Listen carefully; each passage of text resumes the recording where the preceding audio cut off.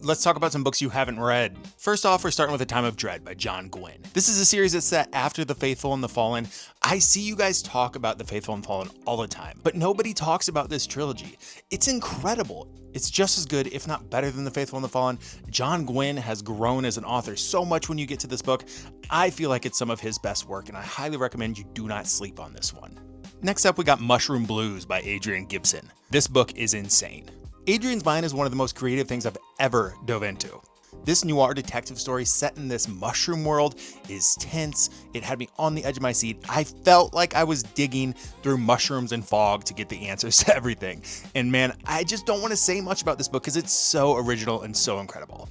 A Canticle for Leibowitz by Walter M. Miller. This is peak dystopian fiction for me. It's not super long, but it is so impactful. This book is eerily plausible, and I beg you to find something more dystopian than this. Depths of Vanolf by Brady Hunsaker. This thing slaps, dude. This book's like an incredible mix of The Witcher and D&D, and I'm not a big fan of boiling it down that far because I feel like it takes away from what Brady did here, because this is really original, and just the idea of getting your magical powers based on how you train and what you do in scenarios is very intriguing. Highly recommend this one, it'll go by quick.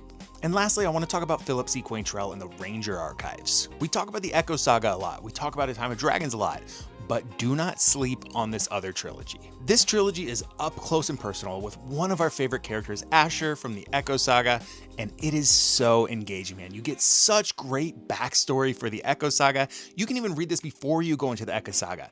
This thing is awesome. This series is how I actually ended up with an Asher sword tattoo. He is one of my favorite characters in all of fantasy. Read the Ranger Archives. It's some of Phil's best work. Hope you found something new to read.